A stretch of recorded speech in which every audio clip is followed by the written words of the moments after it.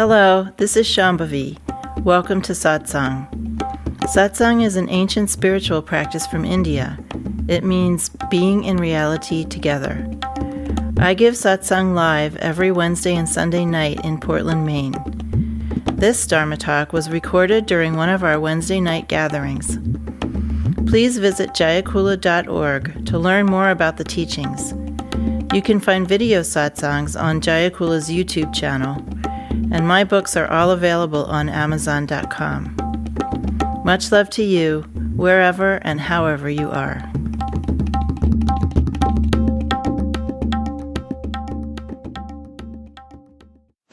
So this is a new translation of one of my favorite texts from the Kashmiri Tantric tradition.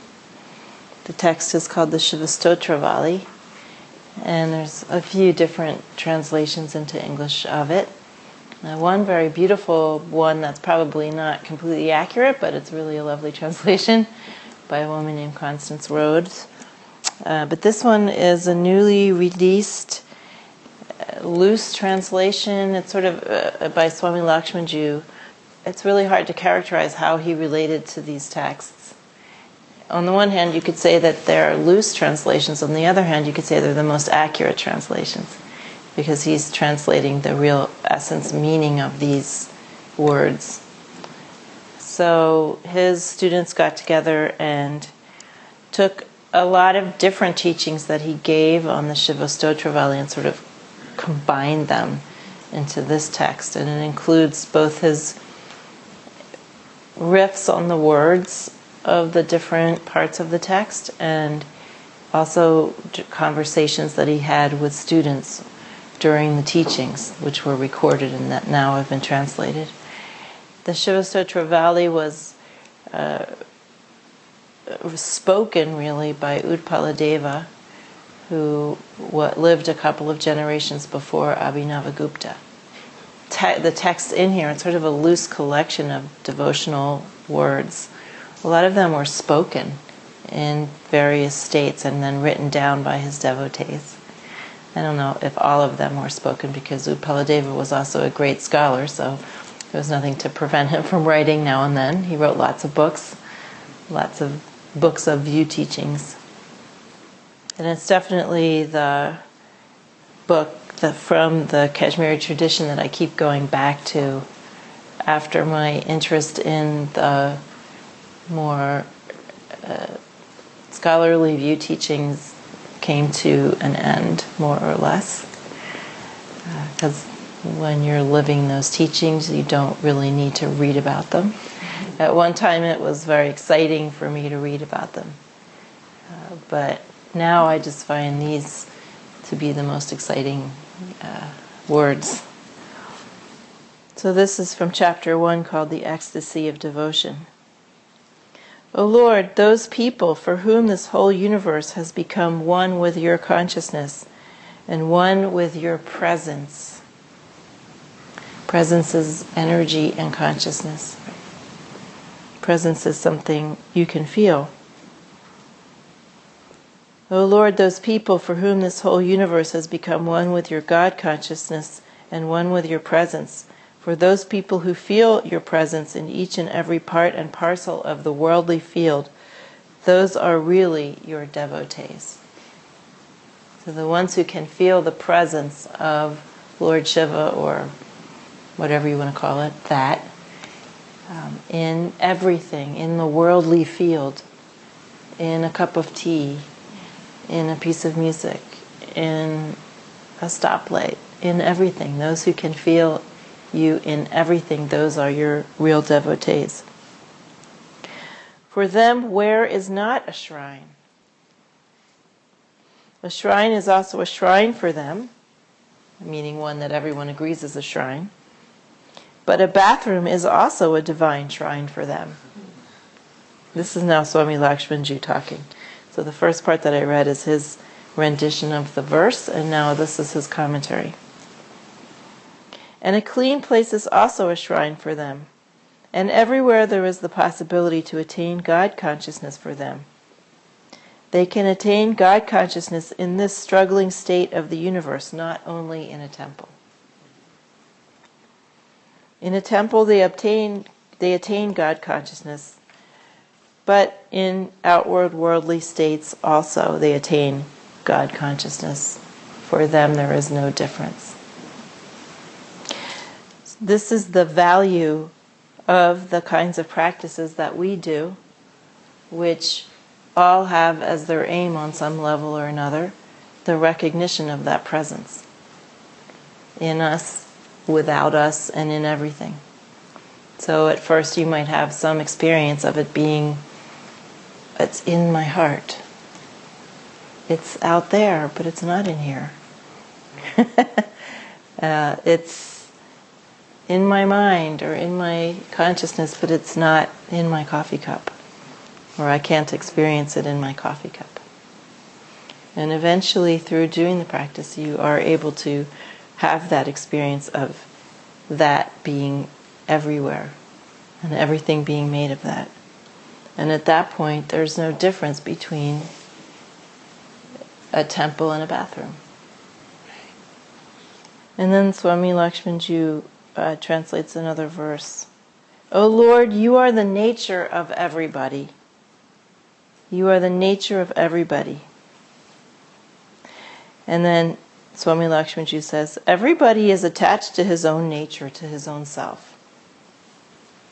In the limited way, right? We're all attached to something about this, being ourselves. For example, you like yourself. You want to live.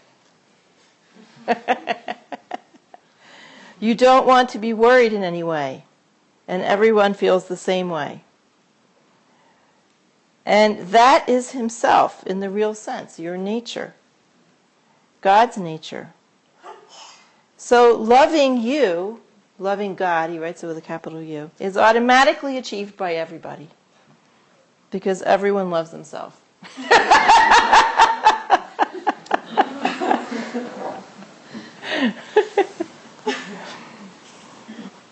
Devotion for God is acquired and achieved by everybody. Every individual. This speaks to the fact that there is only continuity. That everything works the same way in our experience as it does in the most enlightened experience. Devotion for heroine is a version of devotion for God. Self-protectiveness, narcissistic self-protectiveness, is a version of cosmic caring and generosity. It's just compressed. Right? It's got a very limited field. But God is devotion. God is compassion. God is fascinated with the nature of all of this. That's what God is made of. So God, or this reality, can't do anything other than be itself. Right? It can't be one thing enlightened and then be something totally different when expressing itself as us, right? It's not possible. So everything that we're experiencing is that. This whole world is just that. God, consciousness, and energy. And it can't do anything other than be itself. This is God expressing God. And creating all of these experiences by stepping down its own capacity. So then we have someone being very self-obsessed. Self-obsession is a version of that wonder at self that is felt by Lord Shiva. It's just compressed. Okay? It's stepped down. It's limited. So there's nothing to be found here that isn't an aspect of those enlightened wisdom virtues. And our job is to unwind those tensions that are keeping all of those wisdom virtues compressed and having a very small field of activity, field of concern. I love my dog. I love my dog. Oh, I just love my dog so much. That's cosmic love compressed. I love my dog, but I don't love that person over there. I don't love that dog over there. I only love my dog.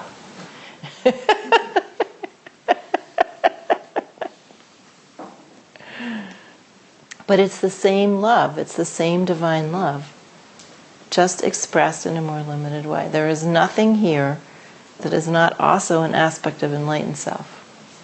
Absolutely nothing. And this is why we can use how we are to discover those cosmic wisdom virtues. As we just let go of our tensions through doing various sadhanas and through grace, then those wisdom virtues that were like those kind of paper flowers that you put in water and they expand, those wisdom virtues that were all dried up, and pour the water of devotion and sadhana on them, and they become these beautiful creations. We already are all that. This is why we don't have to make anything up. We don't have to act compassionate or act in any particular way. We're not faking it till we make it. We have already made it from the beginning. We are only changing the experience of this by relaxing our tensions. That is the whole practice. There's really nothing else to it. And when we do that, then we start to experience this presence that Swami Lakshmanju and Utpaladeva are talking about. That just happens naturally. This is Utpaladeva. O Lord, when you are achieved by some particular yoga exercise or by a particular meditation, and you are achieved when a person, a devotee, is sentenced to a cave or some secluded corner and remains without the struggle of participating in universal activities, then you are achieved by some particular adoption of a particular yoga, but this is deceit. In a real sense, this is deceit. And then Swami Ji says, to give up the world and achieve God consciousness, you will never achieve God consciousness. You will never achieve God consciousness after shunning the activities of the universe. On the contrary, when you are situated in the universe and you are given to the universal activities, meaning everyday life, then there is the possibility of achieving the state of God consciousness. So it seems that this universe is not separate from the state of God consciousness. The universe, meaning the manifest universe, everything we experience every day, he's kind of using a grandiose word, universe. And here in the Sanskrit it just says everything that is. Everything that is the real manifestation of God consciousness. And this universe is just the reality of His nature. So it's not just that everything here, everything that is a manifestation of God consciousness. It is, in reality, the nature of God. When we are experiencing all of this, we are experiencing the nature of God. We can look around us as we begin to awaken and understand about the fundamental enlightened reality. We can begin to understand it by engaging with our world through sadhana or through something that is opening our senses and our vision. If you shun this reality of His nature, how can you achieve God consciousness? If you feel that God consciousness can only be achieved by going to a cave or not eating or doing certain sadhanas or certain yogas, if you think that's the only way that God consciousness can be achieved by rejecting ordinary life in some way, then you are rejecting an aspect of God consciousness. And so how can you come to know it? So it is deceit. It is just deceit. When you go to a cave and shun all the activities of the world, all your activities of daily life, and think that you will achieve God consciousness, it is deceit. You are wrong. There are such devotees in this world who are existing, and I have experienced those devotees who are existing in these universal activities, who are living just out in the world like regular people. They have become one with you in these universal activities through participating. So you should find out the way to achieve God in the activity of the world, not by shunning it. This is Shaivism. And this is a definition, of course, of a householder life, of people who are living in the world and also being on a path to moksha. Can you read that again? Sure. There are such devotees in this universe who are existing, and I have experienced those devotees who are existing in universal activities. Swami Lakshmanji's English is not very good. So he tends to use the same kind of phrases over and over again, and they're a little bit stilted. But what he means is, by existing in universal activities, is he means living a householder life, just being in the world, participating. And those devotees who are existing in universal activities, they have become one with you by doing that. So you should find out the way to achieve God in the activity of the universe, not by shunning it. This is Shaivism.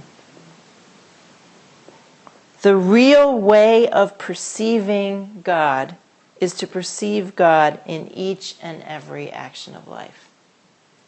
Though this is a more difficult path in a way, because we have to train ourselves, as we talked about over the weekend, we have to train ourselves to remain undistracted from the presence of God, or this ultimate reality. I just use the word God, but it really isn't important. God is not a belief. There's no sense in which I'm believing in God or anybody has to believe in God. If you believe in God, you're lost. Because that means you've given up on the effort to actually perceive God. Belief is, in this tradition, very much a booby prize. It's handing over your most precious capacity, which is to directly perceive the intelligence and compassion and creativity and mercy and playfulness of this reality. So I just use the word God because it's handy. But if you want to use some other word, that's fine. So being a householder and being in everyday life, in some respects, is harder than going to an ashram or going up and living in a mountain cave or a mountain chalet, or separating yourself in some way, right? It's harder because we have many more distractions, external distractions. Of course, if we went to the Himalayas or we went somewhere else, we'd find we still had many, many more internal distractions. As Swami Satyananda said, there is no noise in the city and there is no peace in the Himalayas.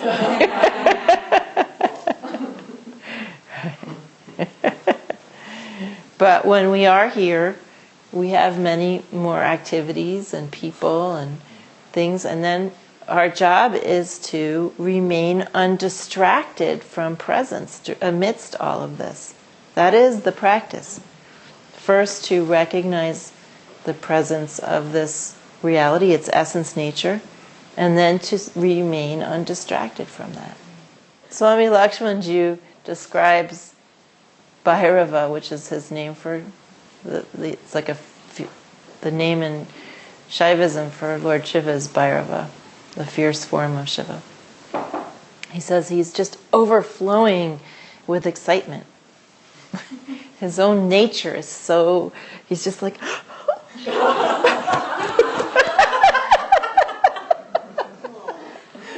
and there's this one wonderful YouTube video where he's reading from some text, I can't remember which one, and he gets to this part where it's talking about this excited overflowing of Lord Shiva, and he just says, I couldn't wait to tell you this. It's so sweet. So there is a kind of madness. There's all this beauty and finesse and skill and intelligence and elegance and magnificence, but there's also chaos and madness in the absolute, just like over the top production of all this stuff and all these incredibly different varieties of forms of life. There's a kind of a madness there. Just, being so excited to see what will come out of you next. But more overflowing with what is called ananda, right? Overflowing with the bliss of one's own nature. But still, there's that chaos factor. And certainly you discover that doing Hindu ritual. Hindu ritual is about, the diametric opposite to like Zen and Taoist rituals. My friend Ming once said, when you do a Taoist ritual, you prepare for a month doing all this stuff and building things and decorating things and cleaning things, and then the whole ritual consists of two people going like this and bowing to each other. And that's it. Whereas in Hindu ritual, we're throwing things at the deities. The whole room just ends up covered in flower petals and smeared with different substances. It's all sticky, and flies are coming around and drinking the honey offerings. And so there's a sense of great precision in Hindu ritual, how we're doing things. But then there's also always at the same time this aspect of chaos and kind of over-the-topness. I love that about it.